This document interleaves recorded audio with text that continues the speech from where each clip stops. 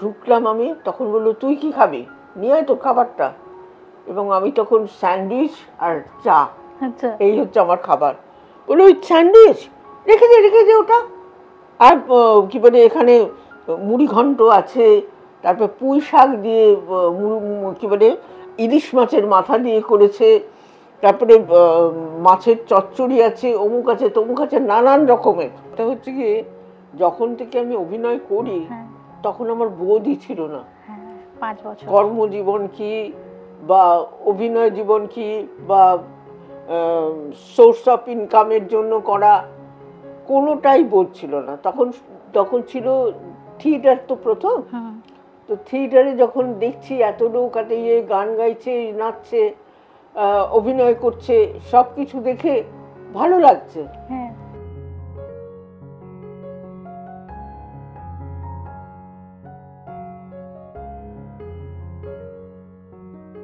এই সময় ডিজিটালে আপনাদের প্রত্যেককে স্বাগত। আপনাদের সাথে আমি আরাত্রিকা। আর আজকে যিনি আছেন তার কোনো পরিচয়, কোনো ব্যাখ্যা, কোনো কিছুরই প্রয়োজন পড়েন না। তিনি আজকে ইন্টারভিউয়ের থেকেও বেশি অনেক কিছু জেনে যাব, একটা সাগরের মধ্যে থেকে এক ঘটি জল তুলে নেওয়ার মতো চেষ্টা অন্তত করব, কারণ খুব অল্প সময় এত দীর্ঘ জীবন তুলে ধরা সম্ভব না। মাধবী মুখোপাধ্যায় দিদি, আপনাকে স্বাগত এই সময় ডিজিটালে। শরীর কেমন? সুস্থ তো এখন সব? মানে শরীর এখন বয়স হচ্ছে তো, সব কি সুস্থ থাকে? আস্তে আস্তে সব বিগড়চ্ছে, কিন্তু সঙ্গে জোরদার কাজ, মানে কাজের মানুষ তো, এক মুহূর্ত মানে খুব স্ট্রিক্ট একটা শাসনের মধ্যে আছেন বাড়িতে, বুঝতে পারছি। সেটা নিয়ে নালিশও আছে মনে হয়। মেয়ের শাসনে আছেন, অনেক কিছু মেনটেন করতে হচ্ছে। কাজ টাজ কি করা যাচ্ছে এখনই, নাকি এই করব? আস্তে আস্তে শুরু করবেন এবার? লীনা থেকে শুরু।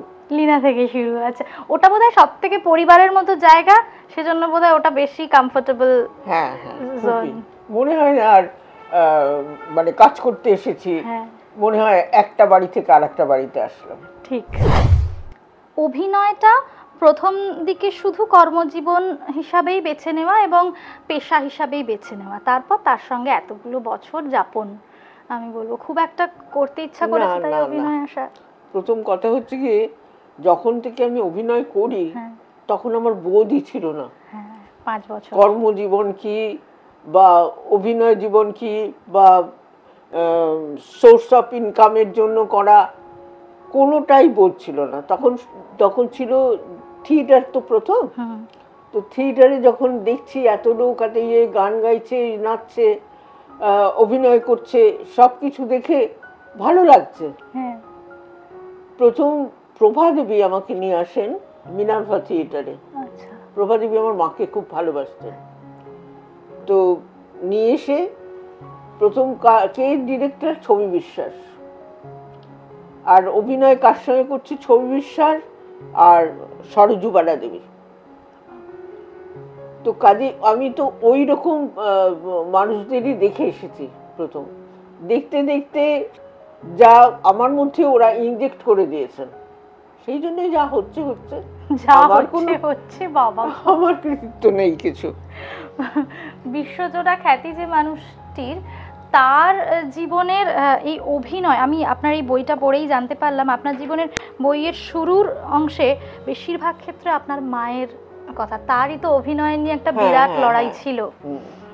তো মাই বোধহয় সব থেকে বেশি আগে এগিয়ে দেওয়া বা অভিনয় নিয়েছেন। এবং পরবর্তীকালে আপনার যে অভিনয় করা, তাতে আপনার মায়ের সাজেশনস বা দেখা বা পুঙ্খানুপুঙ্খ বিচার করা, সেগুলো তো চলেইছে নিশ্চয়ই। বেশ, তো অনেক, আমি যেমনটা বললাম, যেমন একটা কথা বলছি, স্নো হোয়াইট, এটা সবাই জানে, সেটা বাংলায় হয়েছিল তুষারকণা বলে। তুষারকণা, আচ্ছা। আমি সেখানে তুষারকণা করতাম, তখন বোধহয় বছর 10 বয়স।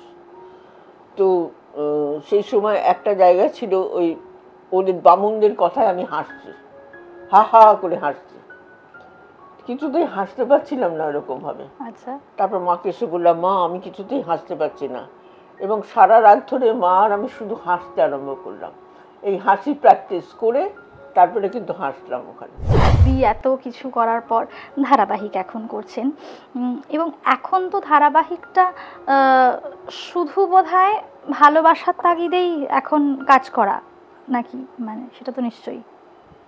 দেখো, টাকা পেতে কার না ভালো লাগে?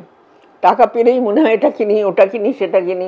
আর টাকা না পেলে তো কিনতে পারবো না, তখন ওই হিসেব করে করে খরচা করা তার থেকে ভালো। আর তাছাড়া আমার খারাপ লাগে না ভাই, সব সব জায়গায় তো ওই অভিনয়, তো তফাৎটা কোথায়? এখানে একরকম, ওখানে একরকম, সেখানে একরকম, এইগুলো সব ভাবতে হবে। এখানে হচ্ছে ছোট ক্যামেরা, তো ছোট ক্যামেরায় কোনখানটায় দাঁড়ালে কোনখানটায় এক্সপ্রেশন দিলে ঠিক হয়, ওইটা ভাবতে হবে, আর কিছু না। আপনি নাকি এখনো সেটে, মানে আপনার ক্লোজ আগে নিয়ে নেওয়ার কথা বললেও, প্রস্তাব দিলেও সেটা ফিরিয়ে দেন? হ্যাঁ, না না, আমি ওইগুলো কখনো কারোকে ডিস্টার্ব করতে ভালোবাসি না। আমাকে যদি কেউ ডিস্টার্ব করে আমার কি ভালো লাগবে? তা আমি যদি কারোকে ডিস্টার্ব করি তার কি ভালো লাগবে? সেও সকলেই সৃষ্টিমূলক কাজ করছে, তার সৃষ্টিকে বাধা দেওয়া উচিত না। একদম একদম। এখন আপনার সতীর্থ যারা যারা আপনার সঙ্গে প্যারালালি কাজ করেছেন, এখন যারা আছেন, যোগাযোগ আছে, কথাবার্তা হয়? মানে আমি যদি সাবিত্রীদির কথা বলি বা সমসাময়িক যারা অভিনেত্রী অভিনেতা, তাদের সঙ্গে কি যোগাযোগ রাখা সম্ভব হয় এখন? না, সবসময় সম্ভব হয় না। বইয়ের জন্যই যে প্রেস কনফারেন্সটা হলো, তাতে অনুসুয়াদিও এসে বলছিলেন যে এখনকার প্রজন্মের যারা বা যারা আরেকটু আগের প্রজন্মের, তারা সবাই এসে ভিড় করে শুনতে, যে এত বড় একটা জার্নি, টুকরো টুকরো ঘটনা শুনতে চাওয়া, সেগুলো শেয়ার করা।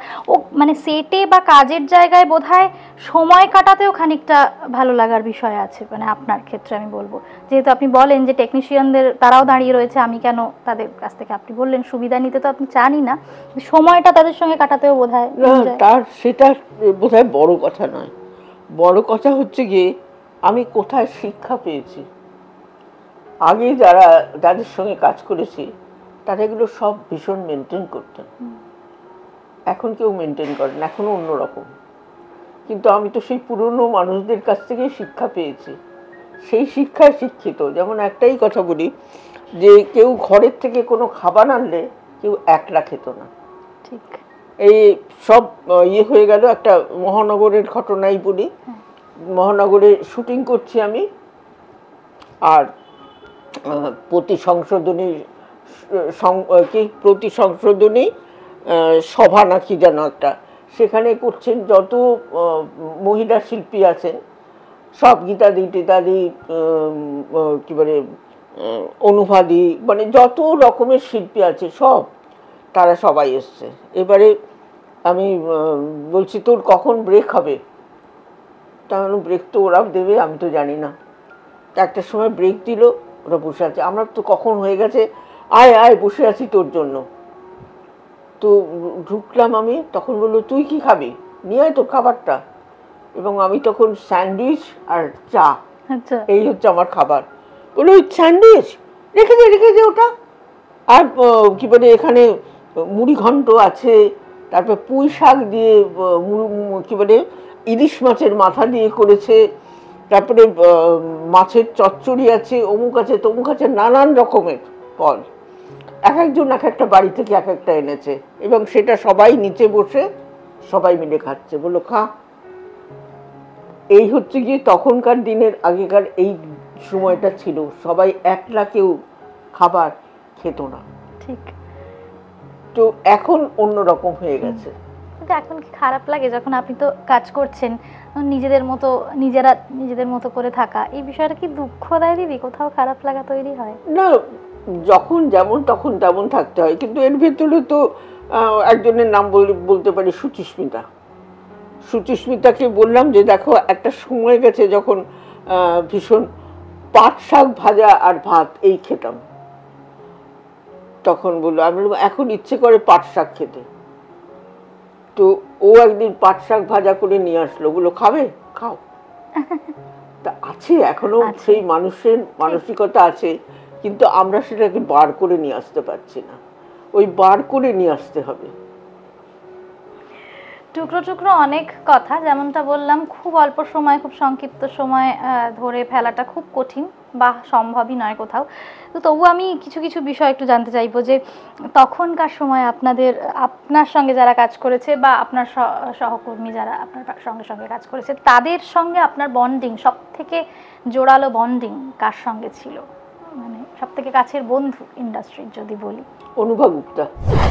উত্তম কুমারের সঙ্গে একটা ছোট্ট স্মৃতির কথা আমি বইতেই পড়ছিলাম যে দেবব্রত বিশ্বাসের সঙ্গে যখন উনি দেখা করতে গেছেন, দেবব্রত বিশ্বাস ওনাকে চিনতে পারেননি, উনি সামনে বসে থাকা। একটু যদি ঘটনাটা বলেন, মানে আপনি নিজেই বোধহয় শেয়ার করেছেন। সেটা হচ্ছে কি যে উনি শিল্পী সংসদ বলে একটা সংগঠন তৈরি করলেন, এবং সেই সংগঠনটা উনি চলে যাবার পর আজও আছে, চলে যায়নি, শেষ হয়ে যায়নি, এবং আজও দুস্থ শিল্পীদের সাহায্য করা হয়। তো সেই সংগঠনটা যখন উনি প্রথম একটা অনুষ্ঠান করবেন, তখন উনি ভাবলেন যে দেবব্রত বিশ্বাসকে যদি প্রথম গান গান তাহলে অনেক ভালো হয়। উনি দেবব্রত বিশ্বাসের বাড়িতে গেছেন, গিয়ে বলেছেন আমি এরকম একটা শিল্পী সংসদ বলে করেছি, তো সেইখানে এটাই প্রথম আমাদের অনুষ্ঠান, আপনি যদি সেই অনুষ্ঠানে প্রথম গানটা গান তাহলে আমরা সকলেই ভীষণ আপ্লুত হয়ে যাই। তখন বললো তুমি কে হে? তখন উত্তম কুমার বললো আমি উত্তম। বললো উত্তম মানে? তখন উনি তো ঘামতে আরম্ভ করেছেন, তোমাকে কে চেনে? তারপরে এরকম 4-5টা কথা, আরো কিছু কথা কথোপকথন হয়েছে। হবার পর তখন উনি দেখতে পাচ্ছেন যে ওনার বাড়ি প্রায় ভাঙার উপক্রম হয়েছে, এত লোক ভিড়ে। হ্যাঁ, যখন হয়েছে তখন তারা চিৎকার করছে উত্তম উত্তম একবার বেরিয়ে এসো। তখন বললো হয়, আমি বুঝছি এবার তুমি উত্তম।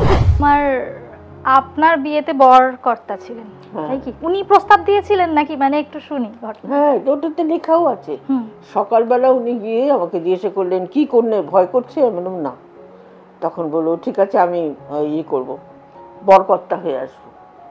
তারপরে উনি চলে গেলেন, শুটিং ছিল, তো শুটিংও করলেন, করে সন্ধ্যেবেলা একদম বরকে নিয়ে গিয়ে পৌঁছে দিলেন। পৌঁছে দিয়ে তখন বললেন আমি আসছি, কিন্তু আমার জন্য বলে রাখো যে সর্ষের তেলে যেন লুচি ভাজা হয়। ও আচ্ছা। তারপরে চলে গেলেন, গিয়ে সুপ্রিয়া দেবীকে নিয়ে আসলেন, উনিও সেজে গুজে আসলেন, এসে তারপরে থাকলেন বিয়েটির মধ্যে মজাটা। আচ্ছা, ছদ্মবেশী কথা যদি জিজ্ঞেস করি, অনেক জানি না, তাই জন্যই জানতে চাইছি, মানে সেখানে তো এত মজার একটা ছবি, মজার অনেক নিশ্চয়ই ঘটনাও আছে, যদি একটু জানতে পারি, মানে ওই যেমন বললাম যে সাগর থেকে একটু করে জল তোলার মতো, একটু যদি জানতে পারি এইসব ছদ্মবেশী। হ্যাঁ, ছদ্মবেশীর সময় কিছু যদি ঘটনা মনে থাকে। ছদ্মবেশীর সময় সেখানেও আমি আর অনুবাদী ছিলাম। তো ছদ্মবেশীর সময় তখন এটা বলা উচিত হবে কেন? একজন মহিলা তিনি সমানে আসতেন, তো সুপ্রিয়া দেবী খুব বললেন জানিস তো এই মেয়েটা সমানে আমার লাইফটাকে হেল্প করে দিল।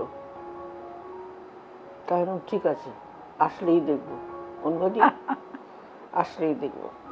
তো এইবারে যখন আসতো ভদ্রমহিলা, তখন আমরা দল বেঁধে ফেলে একে ওকে তাকে মেকআপ ম্যান কি বলে সেট সকলকে নিয়ে বলতাম চলো উত্তমবাবুর ঘরে, এবং সেই উত্তমবাবুর ঘরে গিয়ে বললাম উত্তমবাবু আপনার খাওয়া হয়েছে? হ্যাঁ। ও জিজ্ঞাসা করছে খাওয়া হয়নি, চাটা খেয়েছেন তো? তাহলে ও বলছে যে তাহলে কি করবেন, এই মানে এক একজন এক একটা প্রশ্ন নিয়ে সমানে যেত। উত্তমবাবু ঠিক বুঝেছেন এগুলো কাদের, আমার আর অনুবাদের ব্যাপার। তো বললো হ্যাঁ, অনুভা তো সব খাবার টাবার নিয়ে এসেছিল, ওইগুলোই মাধবী আর অনুভা দিয়েছে খেতে, তোমরা এখন যাও। তো বললো হ্যাঁ আমরা তো চলে যাচ্ছি, বলে আমরা আবার চলে গেলাম, থাকেনি। কিন্তু উত্তমবাবুর আর গল্প করা হলো না, ওখান থেকে বেরিয়ে আসতে হলো। তো এইরকম দুষ্টুমি আমরা সব সময় করতাম। যেমন আউটডোরে গেছি, সেখানে প্রথমে দেখে নিলাম বলে ওপর থেকে যে ওরা ঠিকঠাক আছে কিনা, উত্তমবাবু এবং হ্যাঁ। সুপ্রিয়া দেবী ঠিকঠাক আছে যখন, তখন ওই যে কি বলে নয়নতারা ফুল আছে না, ফুল আছে। সেগুলো তো সব পুরনো ইয়েতে হয়ে থাকে, সেইগুলো সব তুলেছি। তুলে তখন ওখান থেকে ফেলেছি, বললাম সুপ্রিয়া তোমার প্রতিসেবায় তুষ্ট হয়ে দেবতারা তোমাকে পুষ্প বৃষ্টি করবে।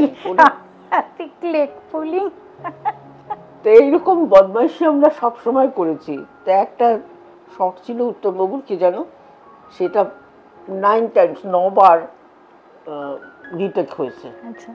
হবার পর তখন খোকাটাকে বললো, খোকাটা মানে বিভূতি রাহা, খোকাটা এই মাধবী আর অনুমাকে বাইরে বার করে দিন তো, আর আমি কখনো এদের সঙ্গে একসঙ্গে কাজ করব না।